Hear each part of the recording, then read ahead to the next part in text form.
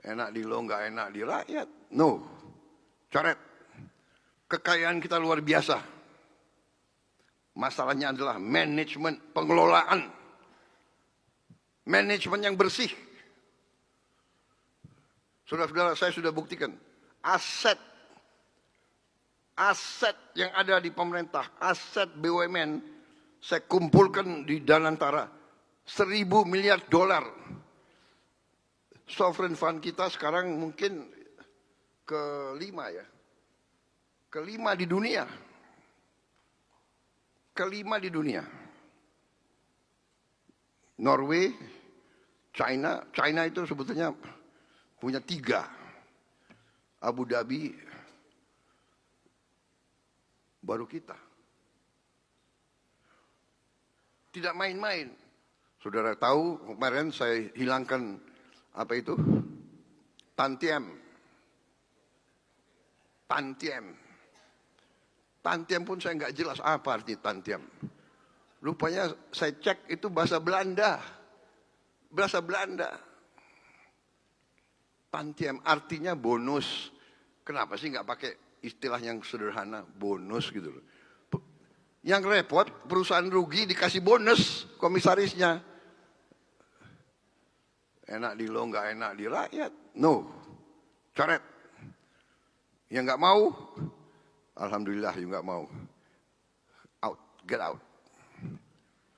Banyak anak muda yang mau masuk. YouTuber Nusantara adalah sekumpulan konten kreator yang secara rutin mengadakan pertemuan, baik dengan Joko Widodo maupun Gibran Rakabuming. Jika kalian perhatikan isi kontennya, video-video mereka hanya dibuat untuk meningkatkan elektabilitas keluarga Jokowi dan PSI. Yang mengejutkan sebelum demo tanggal 25, beberapa konten kreator Nusantara dan channel pendukung Jokowi yang lain seperti Cokro TV serentak membuat video ajakan demo dan provokasi menjelekkan nama DPR. Channel Parblak misalnya menuliskan judul di tanggal 24 Agustus 2025. Bubarkan DPR. Besok kita demo besar-besaran. Apa yang terjadi dengan para pendukung Jokowi? Kenapa mereka berbalik menyerang kebijakan Prabowo dan memprovokasi masyarakat melakukan aksi demonstrasi yang anarkis?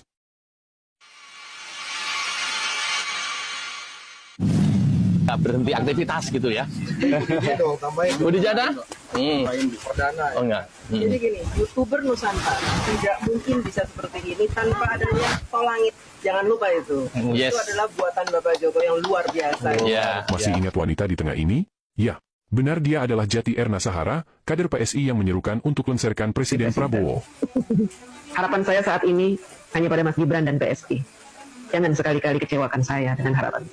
Karena harapan saya terhadap Bapak Prabowo sudah pupus. Saya tidak lagi percaya. Jangan coba bungkam suara saya, jangan coba suap saya. Jangan coba kalian ancam DJ.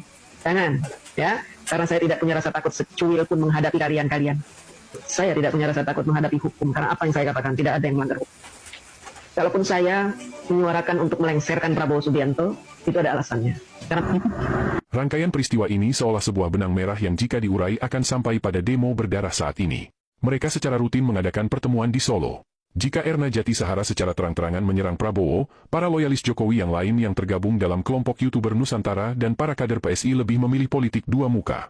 Alih-alih menyerang Prabowo, mereka memancing kemarahan rakyat melalui isu kenaikan gaji DPR. Mereka tahu bahwa kenaikan tunjangan DPR bukan atas inisiatif DPR. Mereka tahu bahwa kenaikan tunjangan adalah kewenangan pemerintah. Bukan hanya pada DPR, Prabowo juga menaikkan gaji hakim dan pegawai negeri sipil, termasuk guru. Tapi kenapa para loyalis Jokowi menyerang DPR? Mereka tahu bahwa saat ini kekuasaan Prabowo masih sangat kuat. Prabowo didukung 80% kekuatan wakil rakyat di DPR yang bergabung dalam koalisi Kim Plus. Jika mereka terang-terangan menyerang Prabowo, yang ada justru Prabowo akan menggunakan tangan kekuatan legislatif memberhentikan Gibran dan mengusir semua relawan termasuk para kader PSI di pemerintahan dan komisaris BUMN. Maka langkah pertama yang mereka lakukan adalah melumpuhkan DPR. Di berbagai media, mereka membodohi masyarakat seolah DPR bisa dibubarkan. Padahal kita tahu, dalam sebuah negara demokrasi, 3 pilar ini harus ada, yaitu unsur eksekutif atau pemerintah, yudikatif atau kekuasaan kehakiman dan legislatif atau wakil rakyat. Tanpa salah satu dari unsur ini, negara tidak layak disebut negara demokratis. Di masa lalu, dalam sistem kerajaan, wakil rakyat tidak dibutuhkan, karena pemegang kekuasaan satu-satunya adalah raja. Dan itulah yang terjadi jika DPR dibubarkan. Presiden bisa bertindak suka-suka hati, tanpa pengawasan legislatif. Framing kedua yang dibangun oleh para buzzer ini adalah DPR joget-joget ketika mendengar tunjangan mereka naik. Tapi faktanya, acara joget itu dilakukan Presiden dan DPR saat sidang tahunan istimewa dalam rangka menyongsong peringatan Hari Kemerdekaan Indonesia pada tanggal 16 Agustus. Pemberitahuan kenaikan tunjangan DPR sendiri diumumkan 1 hari sebelumnya dalam acara penyampaian nota pengantar RAPBN tahun 2026. Maka yang menjadi pertanyaan kita adalah apa yang salah dengan acara joget di hari perayaan 17 Agustus? Bukankah Jokowi juga selalu melakukan itu setiap tahun? Kenapa Ade Armando dan para loyalis Jokowi tidak pernah kritik Iriana Jokowi yang joget setiap tahun?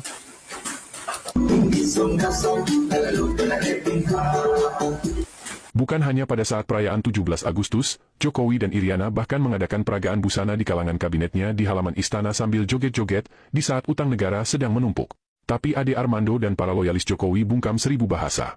Maka jika sekarang tiba-tiba mereka secara masif melakukan aksi provokasi menghasut rakyat melakukan demonstrasi besar-besaran membubarkan DPR, salahkah jika kemudian publik berasumsi bahwa agenda mereka sesungguhnya adalah menjatuhkan Prabowo, demi satu tujuan menempatkan anak Jokowi di kursi RI 1? Alasan mereka sebenarnya sangat tidak masuk akal. Dan itulah sebabnya, Badan Eksekutif Mahasiswa tidak mendukung gerakan mereka.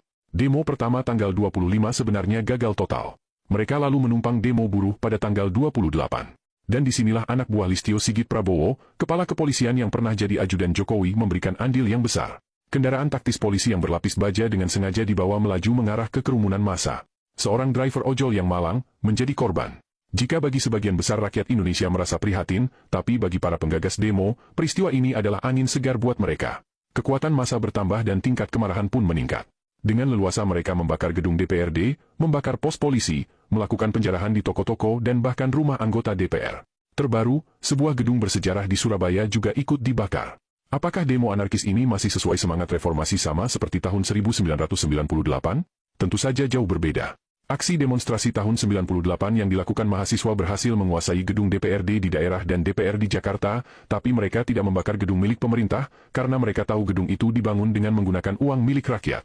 Bumi hangus aksi demo antara tanggal 28 sampai tanggal 30 dan entah sampai kapan berakhir hanya bisa disamakan dengan aksi gerakan G30 SPKI di tahun 1965. Ya, di Makassar, mereka membakar warga sipil, sesuatu yang tidak pernah terjadi dilakukan oleh warga sipil yang melakukan demo menyampaikan aspirasi. Biasanya, hanya aparat yang berlaku kasar pada masyarakat sipil, tapi demo yang diprovokasi para buzzer ini adalah demo sipil membantai sipil. Maka tidak ada tindakan lain yang paling masuk akal untuk dilakukan Prabowo saat ini. Demi mengamankan aset negara dan melindungi nyawa masyarakat tak berdosa, Prabowo harus bertindak tegas. Tangkap dan penjarakan para buzzer, provokator aksi demonstrasi, dan termasuk donatur mereka. Ibu, selamat sore. Ini ada apa saja yang dibawa? Ibu boleh kenalan dari mana? Ini dari namanya siapa, dari mana Ibu? Oh, jangan saya. Ya, ini kalau kita bisa lihat, mereka ini membawa berbagai macam makanan, ada minuman, kemudian ada nasi juga, kemudian ada makanan ringan yang Ada yang kenal ibu ini? Kenapa dia pakai masker dan menolak untuk diwawancara? Apakah dia adalah salah satu aktor yang kita bicarakan di video ini? Siapa yang membiayai logistik untuk pendemo? Dan apa motivasi mereka menyediakan makanan untuk massa yang membumi hanguskan gedung-gedung yang dibangun pakai uang rakyat dan bahkan membakar rakyat sipil tak berdosa?